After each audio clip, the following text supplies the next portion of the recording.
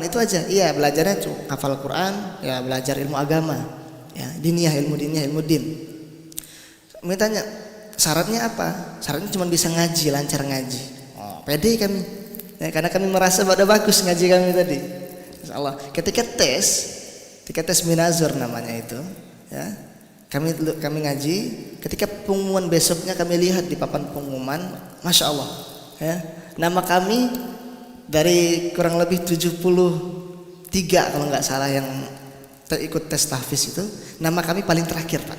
Alhamdulillah, ya, nama kami paling terakhir, ya. Keterangannya alhamdulillah belum lulus, ya keterangannya belum lulus, insya Allah nggak lulus ini masuk tahfiz itu.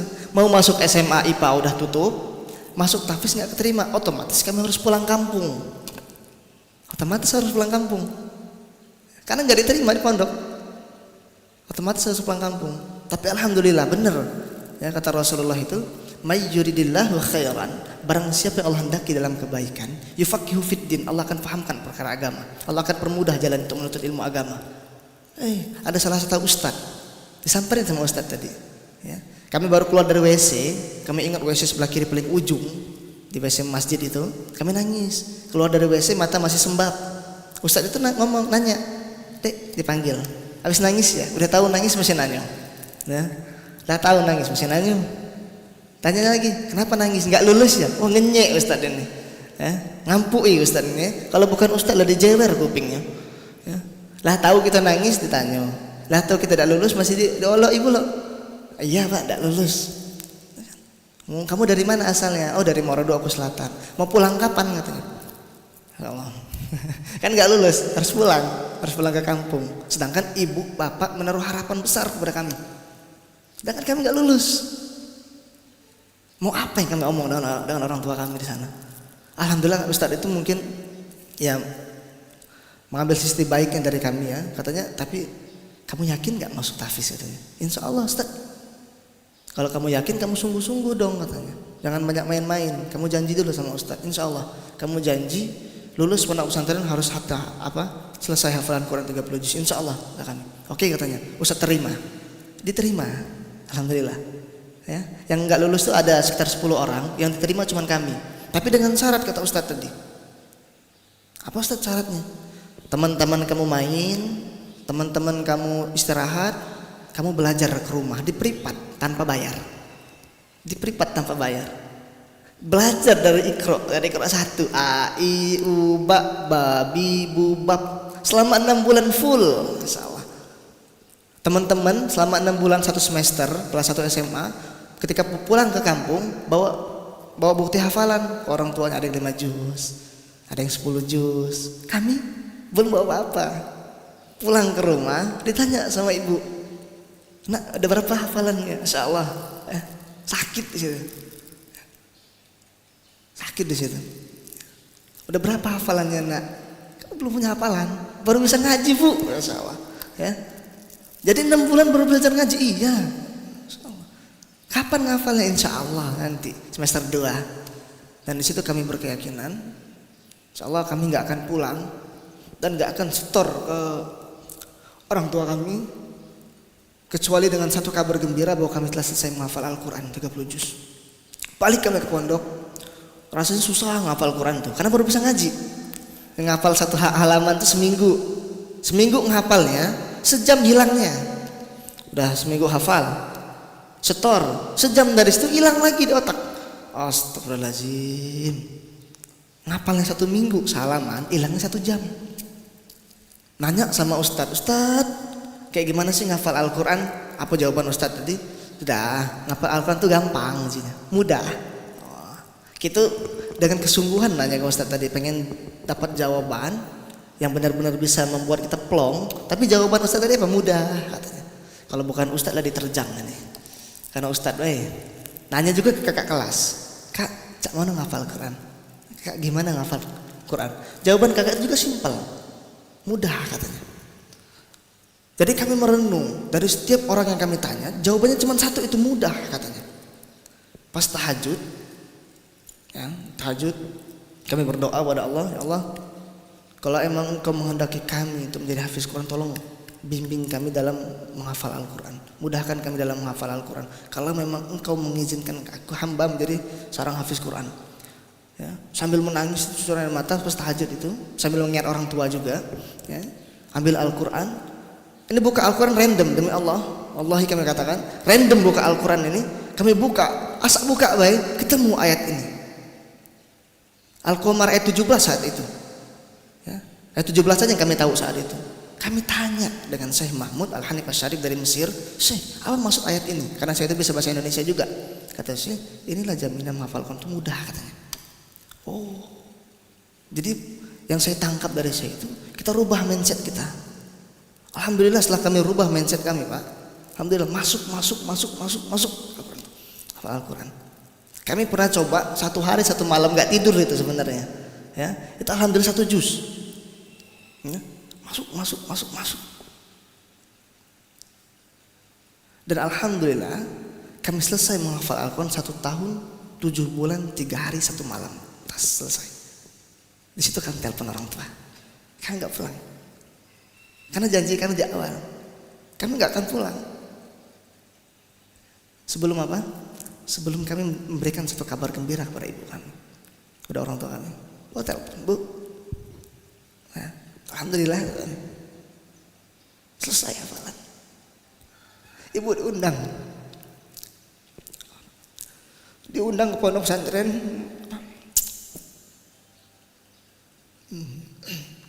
Ngambil penghargaan dari pondok pesantren.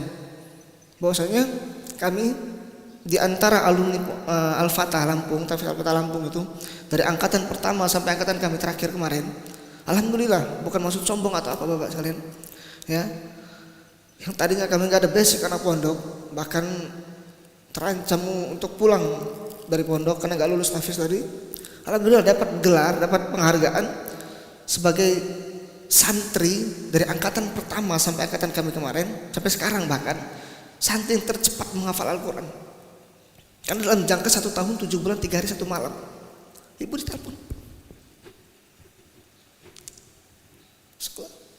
Gitu. Saking mudahnya kita belajar Al-Quran. Pun sama kita mentadaburi isi Al-Quran juga mudah. Ya, kita memahami isi Al-Quran, mengamalkan isi Al-Quran juga mudah. Karena Allah yang menjamin. Maka untuk itu rubah mindset kita. Oh, belajar Al-Quran itu susah. Enggak ada yang susah. Bahkan saking mudahnya Al-Quran juga, kemarin kami waktu di pondok diamanahkan untuk safari Ramadan ke Cilengsi. Itu ada nenek-nenek umurnya sekitar 60-an lah, atau 50-an lah, kurang lebih. Nenek-nenek itu semangat sekali belajar. Pengajian ibu-ibu itu mulai pukul 1 siang. Nenek itu datang, udah jam 10 udah datang di masjid. Jadi kami dari asrama itu, dari lantai 2 tuh ngelihat nenek itu. Oh, nenek itu udah datang. Kami sebagai guru malu dong. Yang lihat nenek-nenek aja semangat, yang kami tadi lagi main HP langsung siap-siap bergegas pakai pakaian rapi ke masjid. Yang dari nenek tadi belajar dari jam 10. Pengajian ibu-ibu tuh mulai jam 1 selesai sampai asar. Nenek tadi berangkat di jam 10, datang jam 10, pulangnya jam 5 sore. Oh, jadi belajar terus. Qadarullah, pertengahan Ramadan kami ditelepon sama pondok untuk karantina karena mau ikut lomba tahfiz kemarin, tingkat MTQ tingkat nasional di Padang kemarin, katanya pulang ke pondok, mau ke pondok. Nenek tadi, Nek, kata kami, terus belajar, kata kami, ya, terus belajar Nek, jangan pernah patah semangat. Kami pulang, kami izin dulu. Nah 2 tahun dari situ, nenek itu demi Allah ini bukti bahwasannya belajar Al-Quran itu mudah. Ya. Nenek itu 2 tahun kemudian nelpon ke kami, Assalamualaikum cuy, Waalaikumsalam Nek, ada apa Nek? Nanya kabar dulu, basa-basi dulu kan. Kemudian nanya intinya ada apa nih, kita nelpon, ya kan. Kata nenek tadi katanya bisa nggak habis lebaran datang ke rumah. Kenapa? Ya. Apakah mau dijodohi dengan cucunya? Apa kan? Tanya lagi ada apa nih? Sampai 3 kali kami tanya ada apa nih. Nenek itu jawab dengan sambil kayak nada kayak mau nangis gitu. Alhamdulillah cuy katanya. Ya. Nenek udah selesai hafal Quran. 2 tahun jaraknya nenek-nenek. Saking mudah belajar Al-Quran, Masya Allah. Makanya janji Allah itu benar. Makanya kita mengimani Al-Quran, kata Allah itu zalikal kitabul la raiba fi. Inilah kitab Al-Quran dan jangan pernah ragu. Hudal lil muttaqin, petunjuk bagi orang-orang yang bertakwa. Itu dalam konteks kita belajar Al-Qur'an itu mudah. Ya. Tadi bagaimana cara kita mendapatkan pelajaran dalam Al-Qur'an? Kita fahami dengan bahasa kita sendiri dan buang mindset kita bahwasanya belajar Al-Qur'an itu susah. Enggak. Belajar Al-Qur'an itu mudah.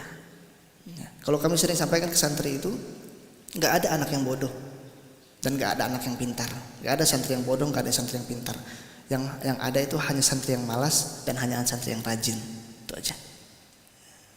Insyaallah. Itu jadi pertama tujuan Al-Qur'an diturunkan sebagai pelajaran.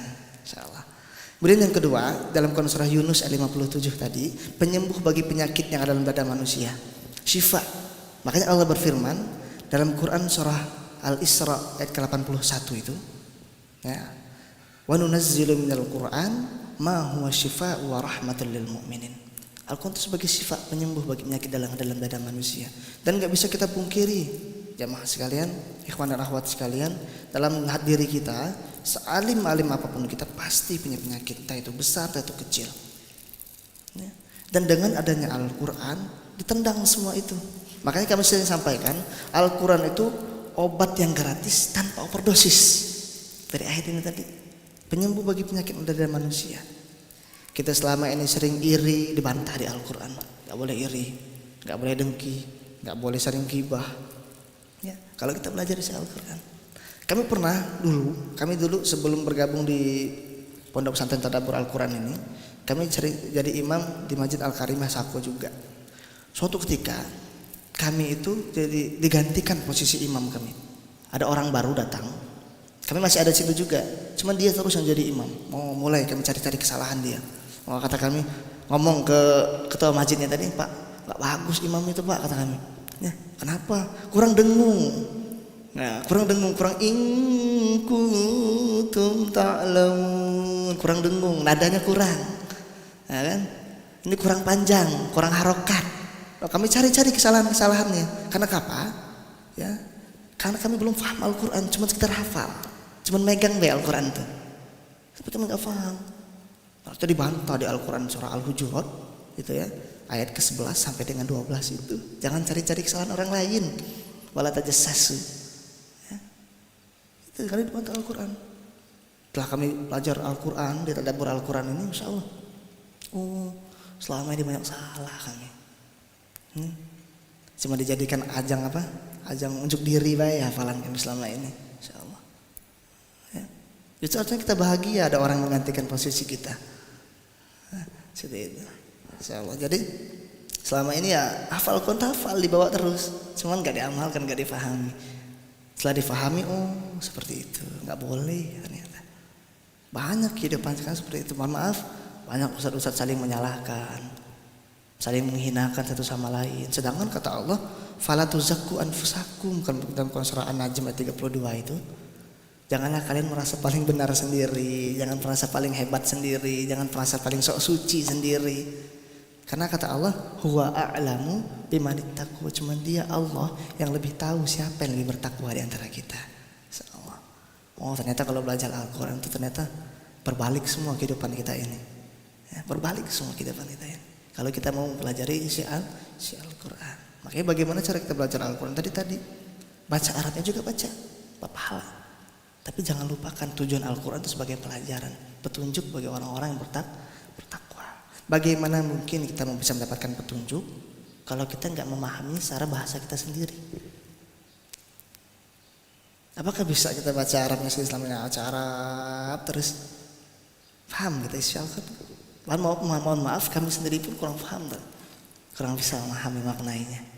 Nah, ya. Itu yang kedua. Jadi tujuan Al-Qur'an yang kedua itu sebagai penyembuh, bagi sifat, sebagai obat. Yang ketiga itu petunjuk bagi orang-orang yang bertakwa dan beriman. Al-Qur'an itu petunjuk. Maka kata Allah dalam Quran surah Al-Isra ayat 9 sebelah kiri paling bawah itu, ya kan? Inna hadzal Qur'an yahdi lillati hiya aqwam wa yubashshirul mu'minin. Ya, Al-Qur'an ini petunjuk yang paling lurus. Kalau kita mau di jalan yang lurus, ihdinas syiratal mustaqim itu mau kita dapatkan, ya kita amalkan isi Al-Qur'an, kita fahami isi Al-Qur'an. Nah, jangan katanya. Kita belajar dari sumbernya. Ya, karena sumber orang-orang beriman umat muslim itu orang Islam itu apa? La sihhatal aqidah illa bi syartaini. Tidak akan sempurna akidah ibadah seorang hamba kecuali dengan dua syarat.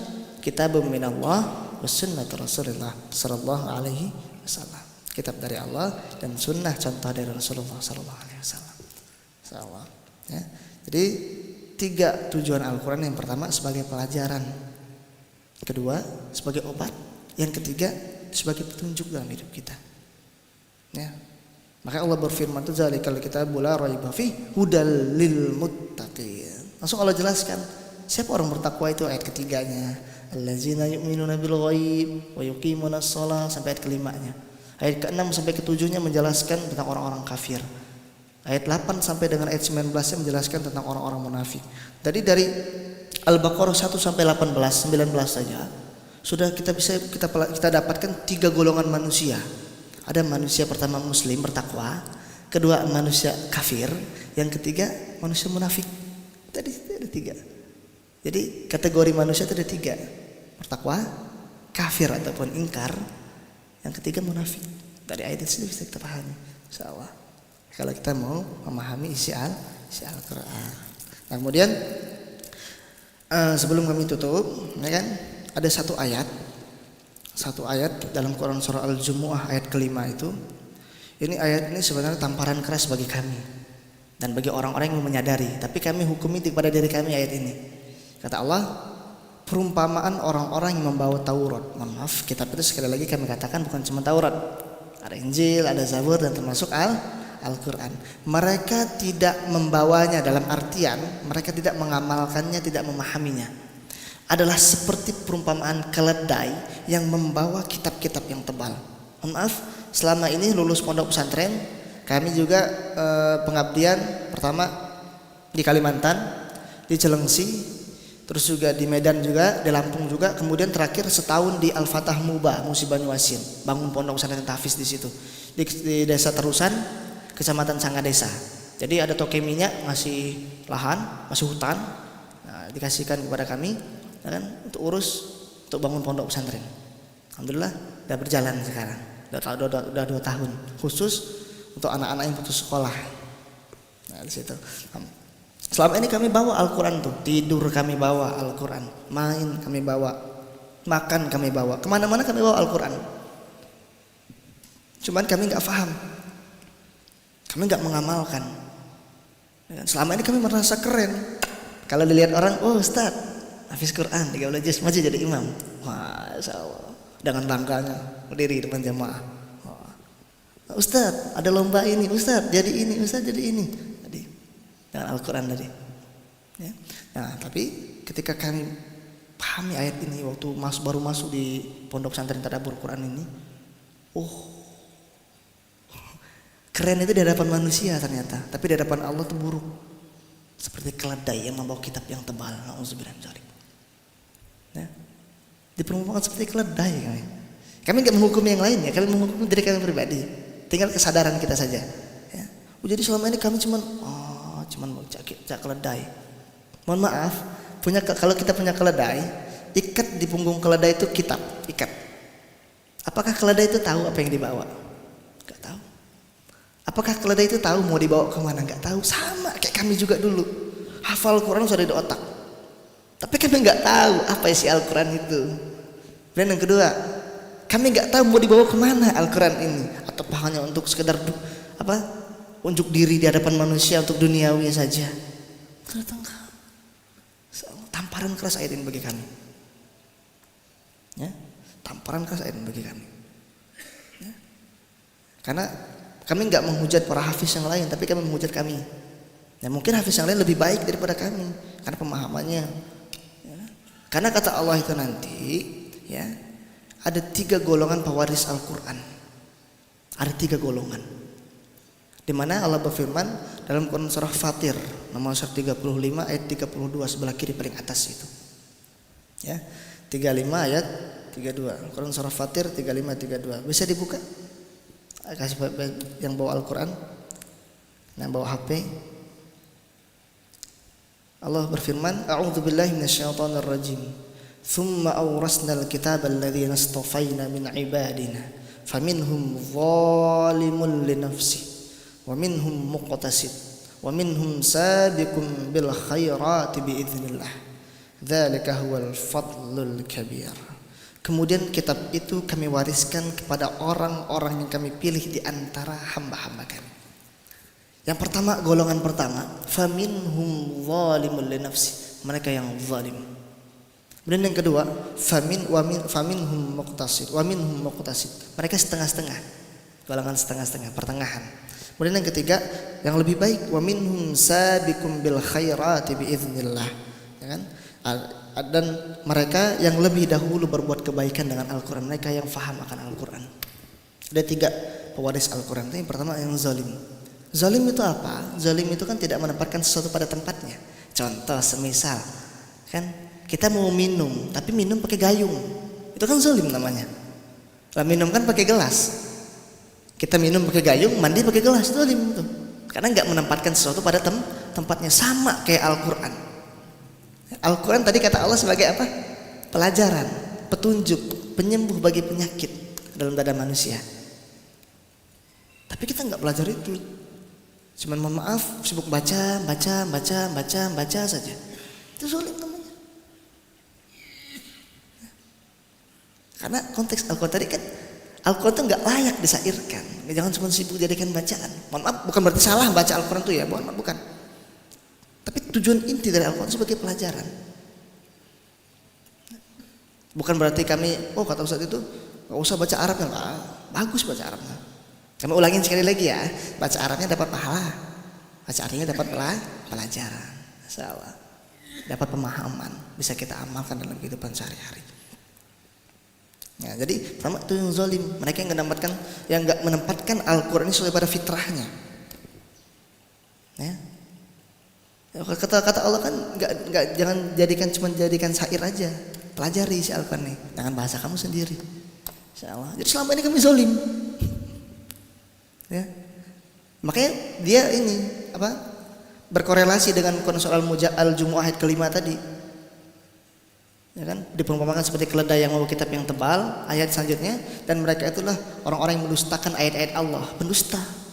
Kemudian yang ketiga, dan Allah tidak akan memberikan petunjuk pada orang-orang yang zalim. Jadi orang-orang yang cuma bawa Al-Quran tapi nggak faham, nggak mau mengamalkan, zalim. Kalau kita nggak mau dikatakan sebagai orang zalim, ya ayo imani Al-Quran secara sebenar-benarnya. Bagaimana cara kita mengimani Al-Quran dengan sebenar-benarnya? Yang pertama, baca Arab. Miliki dulu Al-Quran, punya dulu Al-Quran di rumah.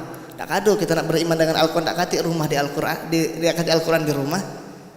Punya dulu Al-Quran, miliki Al-Quran. Yang kedua baca Arab. Tiga baca arti. Ya, baca arti, fahami. 4 fahami. Yang kelima, sami'na wa ata'na, amalkan. Yang keenam, sampaikan, dakwahkan. Ya kan? Makanya mohon maaf, agak sedikit melenceng sedikit. Tujuan manusia itu cuma 3 sebenarnya. Ya, cuma 3. Apa yang pertama? Beribadah. Yang kedua sebagai khalifah. Yang ketiga berdakwah. Apakah berdakwah harus ustadz dulu? Enggak. Apakah berdakwah harus pondok pesantren dulu? Enggak mesti. Banyak orang pondok pesantren kok enggak jadi pendakwah, enggak jadi ustadz. Bahkan dia melupakan apa yang sudah dipelajari di pondoknya. Banyak. Jadi berdakwah itu enggak mesti harus dari ustadz dulu. Pertama beribadah. Apakah beribadah harus sholat? Apa cuma sholat saja? Enggak. Semua aktivitas yang kita lakukan karena Allah itu ibadah. Maka kata Rasulullah, kullu amrin zibalin walam yubda' bi bismillah fahuwa aqta. Setiap hendak melaksanakan suatu perkara yang kalian anggap penting, awali dengan bismillah agar dia tidak terputus dari rahmat Allah. Kemudian sebagai khalifah, pengatur muka bumi ini, baik buruknya muka bumi ini, bangsa ini ada di tangan kita. Ada di tangan kita. Allah berfirman dalam Quran surah Al-Baqarah ayat 30 itu. Dan di Quran surah Al-Anbiya juga ada ayat 115. Kami wariskan bumi ini kepada hamba-hamba yang soleh. Kita termasuk. Allah mewariskan bumi ini, kita sebagai pengaturnya, sebagai khalifahnya. Ya. Kemudian berdakwah, Allah berfirman dalam Quran surah Al-Baqarah ayat 159, sebelah kiri agak bawah dikit itu. Innal ladzina yaktumuna ma anzalna minal bayyinati wal huda min ba'di ma bayyanahu lin-nasi fil kitab ulaika yal'anuhumullah wa yal'anuhumul la'inun. Kita punya ilmu sedikit, sampaikan. Kalau kita enggak mau menyampaikan, kita sembunyikan, Allah yang akan melaknat kita. Bahkan semua makhluk akan melaknat kita. Nauzubillah min dzalik. Makanya tadi kehidupan orang beriman itu watawassaw bil haq, watawassaw bis sabr. Dan enggak mesti dia harus ustaz dulu, kan? Harus hafal Quran dulu, enggak mesti. Kita punya ilmu sampaikan. Misalkan kita bisa membuat pempek, sampaikan. Itu ilmu juga dari Allah. Allah semua membimbing itu kok. Kita punya ilmu ilmu ngaduk semen juga ilmu dari Allah juga. Allah yang menitipkan kepada kita, sampaikan, ajari. Masya Allah. Jadi tujuan kita tiga daripada khalifah berdakwah. Masya Allah. Jadi kita nggak pandang bulu kalau berdakwah. Oh, jenguk dulu ustadznya lulusan mana? Apa titelnya, apa gelarnya? Masya Allah. Ya, enggak. Oh, ustadz ini silakan berikan kesempatan. Masya Allah. Ya, berikan dia kesempatan untuk beramal soleh, untuk berdakwah, untuk menjalankan tugasnya. Karena dari Allah tugas itu berdakwah. Masya Allah. Tuh. Jadi pertama Allah wariskan Al-Quran kepada orang yang zalim. Dan jangan sampai kita semua termasuk orang-orang yang zalim. Kemudian yang kedua, wa minhum muqtasid, setengah-setengah. Kalau sering kami ini kan sesuai dengan mood-moodnya lah. Kalau lagi mood, pelajarinya, amalkannya. Kalau dia lagi tidak mood, dah kalah amalkannya. Setengah-setengah. Kemudian yang ketiga, wa minhum sabiqum bil khairati biidznillah. Mereka yang benar-benar hafiz Quran, benar-benar paham Al-Quran. Yang benar-benar ahmilul Quran wa Al-Quran.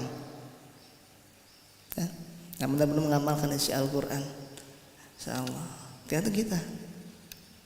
Tergantung kita mau mengambil dari tiga ini mau ngambil yang mana. Karena hidup itu pilihan. Kalau berfirman dalam surah Al-Kahfi 29 itu, faman syaa'a falyu'min wa man syaa'a falyakfur. Barang siapa yang mau beriman yuk, barang siapa mau kafir mau ingkar silahkan. Nah ini, tinggal kita mengambil, kita mau termasuk orang-orang yang zalim pada Al-Quran, atau kita mau sebagai orang yang setengah-setengah, atau kita mau menjadi orang-orang yang memang baik di hadapan Allah Subhanahu wa ta'ala. Nanti endingnya apa ya? Tiga-tiganya surga Allah jamin kepada kita. Masyaallah. Jannatu 'adnin yadkhulunaha yuhallawna fiha min asabira min dhahabi wa lu'lu'a wa libasuhum fiha harir. Kata Allah, mereka akan mendapatkan surga Aden. Mereka masuk ke dalamnya. Di dalamnya mereka diberi perhiasan, gelang-gelang dari emas dan mutiara, dan pakaian mereka di dalamnya adalah sutra. Masyaallah. Tergantung kita mengambil yang mana. Untuk itu, mari sama-sama kita belajar. Mari sama-sama kita bumikan Al-Quran ini sesuai fitrahnya. Ya, sesuai dengan fitrahnya. Sebelum kami tutup, ya kan? Kami ingin sampaikan bahwasanya ingin merubah dulu mindset kita bahwasanya Al-Quran itu jangan cuma jadikan sekedar bacaan saja. Contoh seperti ini. Ada kita sering mungkin lihat di Google ataupun di buku ataupun di internet dan lain sebagainya cara membuat makanan, misalkan cara membuat pempek misalkan. Misalkan gendumnya sekilo, sagunya sekilo, banyunya seember, cabenya sekilo, gulonya sekilo. Nah itu tata cara pembuatannya. Disebutkan 3.000 kali misalkan. Disebutkan gendumnya sekilo, sagunya sekilo, banyunya seember, gulonya sekilo, cabenya sekilo. Sebutkan sampai 3.000 kali. Jadi tidak pempek. Tidak jadi. Pun sama, banyak orang mengatakan, katanya baca surah At-Talaq katanya. Untuk mancing rezeki kita berlipat. Ngocor, ngacir rezeki kita.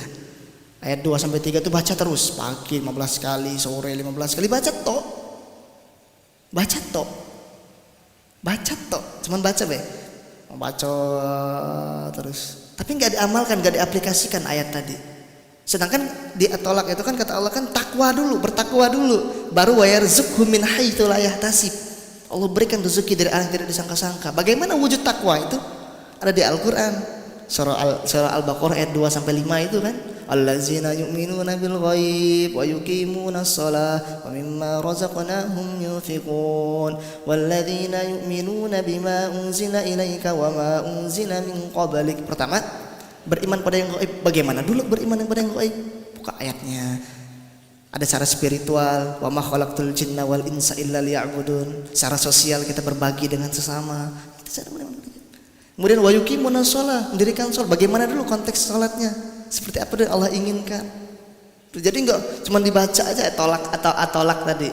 Ya, status seperti itu. Makanya Allah buka kalimat ketika menyuruhkan orang-orang untuk membaca Al-Quran dengan sebenar-benarnya menggunakan kalimat yatsluna kitaballah, menggunakan kalimat tala. Dalam kaidah ilmu balaghah itu tala itu apa ya?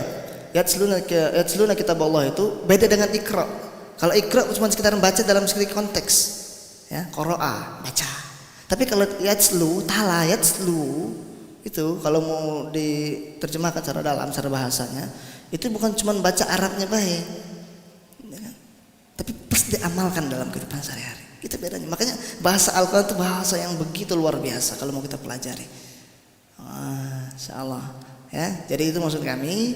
Bukan berarti, mohon maaf sekali lagi, baca Al-Quran itu nggak baik. Baik, dapat pahala kok. Apalagi 1 huruf 10 kebaikan. A'udzubillahi minasyaitonirrajim. Berapa pahala itu? Ya. Kemudian juga, tapi kalau kita belajar Al-Quran, baca artinya juga, kita mendapatkan pelajaran, insyaallah double. Sering kami katakan juga seperti ini, kalau cuma sekitar baca Arabnya tok, mohon maaf, anak TK pun lebih bisa daripada kita. Anak TK itu, ya kan, dia nggak bisa baca tuh, bahkan ngomong tuh belum lancar. Tapi hafal tuh juz 30. Tapi cuma hafal aja dia, nggak paham. Amma yatasaalun 'anil naba'il 'azim, cuma hafal sambil 5 main, tapi dia nggak tahu. Ya. Masa iya kita mau disamakan seperti anak TK dong? Nah, insyaallah itu sebenarnya tamparan keras bagi kami. Oh iya ya. Insyaallah itu bagi kami ya. Kami nggak menghukumi siapa, tapi kami menghukumi diri kami pribadi. Tapi apa salahnya kita menyadari apa yang sudah kita lakukan untuk perbaikan ke depannya. Jangan sampai kita disamakan seperti anak TK tadi. Ya yang nggak paham Al Quran. Masya Allah, luar biasa apa yang kami sampaikan ini. Kita bisa mendapatkan hikmahnya, mengambil sisi positifnya. Sekali lagi mohon maaf kalau ada kata-kata kami yang kurang berkenan, kalau kata-kata kami yang menyinggung perasaan, kepada Allah kami mohon ampun, astagfirullahaladzim. Pada jamaah sekalian kami mohon maaf yang sebesar-besarnya, yang sedalam-dalamnya. Tapi kita niatkan pertemuan kita ini bukan hanya sekedar persinggahan saja, tapi insya Allah dengan Al-Quran, dengan pertemuan ini kita semua akan dikumpulkan di surganya Allah Subhanahu wa ta'ala. Insyaallah luar biasa. Wah, suruh ya? Atau ada yang nak nanya? Ada yang mau bertanya? Silakan. Kalau yang muda-muda itu kan otaknya masih berkembang. Nah, cuma kita yang udah di atas 60 ini nih. Kira-kira kiatnya apa seperti itu? Nah, salah. Cuma satu, Pak. Kami dulu kita rata-rata kan di hafal di ujung, di pangkalnya udah tinggal lagi. Oke. Nah, kira-kira kiatnya bagaimana yang udah angkatan 60 ke atas ini? Terima kasih Ustaz. Assalamualaikum warahmatullahi wabarakatuh. Kami nggak akan menyampaikan metode. Sebenarnya terima kasih Pak ya tawarannya.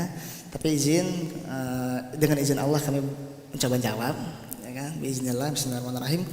Kami nggak akan menyampaikan metode bagaimana cara menghafal, karena itu sesuai pada pribadi masing-masing. Ada orang mudah menghafal, kalau kami menghafalnya nggak bisa rame-rame kayak gini, mojok, sepi. Makanya kami itu curi waktu. Teman-teman belajar, kami tidur. Teman-teman tidur malam, kami begadang. Jadi teman-teman pas siang belajar, sibuk menghafal, kami tidur nyantai. Udah selesai kok. Nah itu metode kita. Kalau metode itu Bapak pahami dari Bapak masing-masing. Karena kan saya nggak paham kualitas Bapak seperti apa. Itu metodenya. Tapi kalau kuncinya cuma satu Pak. Kami tuh nggak pernah fokus terlalu diembat nggak pernah. Sama kata orang tuh kan, kalau ibarat ada buku, kalau wattaqullah wa yu'allimukumullah. Kalau kamu bertakwa kepada Allah, Allah akan mudahkan ilmu itu masuk kepada kamu. Insyaallah. Jadi intinya perbaiki hubungan dengan Allah. Ya. Makanya kata para hafiz-hafiz itu kan, kami sering menyampaikan di pondok tuh, oh jangan maksiat, agak lupa hafalan kamu. Wah. Ya. Kalau mau dibalikin konteks Al-Quran tadi ya benar. Jangan banyak maksiat, oh perbaiki hubungan dengan Allah. Iya, kami itu sibuk memperbaiki hubungan dengan Allah. Oh Allah masukkan. Kami nggak pernah ngapal, ngapal duit nggak pernah. Makanya kami kurang setuju dengan pendapat, oh kalau ada buku tuh dibaca terus, aku itu berarti ahli buku, kutub buku. Enggak, kata kami. Ya, enggak usah pening-pening belajar buku itu. Cukup takwa, perbaiki kepada Allah Subhanahu wa taala, Allah masukkan kok lagi. Ya. Jadi perbaiki hubungan dengan Allah, insya Allah Allah yang akan bantu, Allah yang akan bimbing, Allah yang akan berikan ilmu itu, hafalan itu. Tapi kalau metodenya, kapan menghafalnya, bagaimana caranya, itu nafsi bin nafsi, diri kita dengan diri kita masing-masing. Saya nggak paham metode Bapak seperti apa. Tapi kalau metode kami menghafal Al-Quran saat orang lain sedang lalai. Nah, itu. Tapi kalau kuncinya itu tadi. Tapi kalau metode tadi pahami diri kita masing-masing. Apa yang seperti apa memahaminya? Karena kita kan beda-beda. Seperti itu Pak. Ada lagi Pak?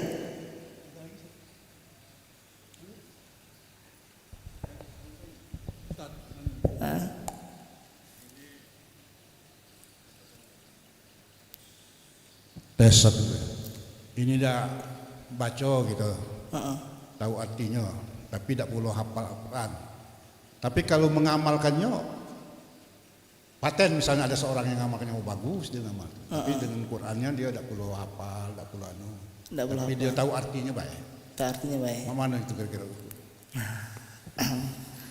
Tahu artinya, memang bagus, tahu artinya amalkan bagus, ya kan? Tapi sahabat dulu sebelum mengamalkannya kan baca dulu Al-Qur'annya, Arabnya dihafalkan dulu sama sahabat. Ya kan? Maka alangkah lebih baiknya kita hafalkan juga ayatnya, kita bagusi juga, ya kan? Kita baca, pahami artinya, kemudian kita amalkan, itu lebih bagus. Tapi daripada cuma sibuk membaca Arabnya, artinya lalaikan, amalan juga idah, diamalkan juga idah, nanti lebih buruk. Maka lebih baik tadi, ya kan? Walaupun kita tidak hafal, bacaan juga masih kadang-kadang meletot-meletot, ya kan? Lebih baik tadi kita faham, kita amalkan.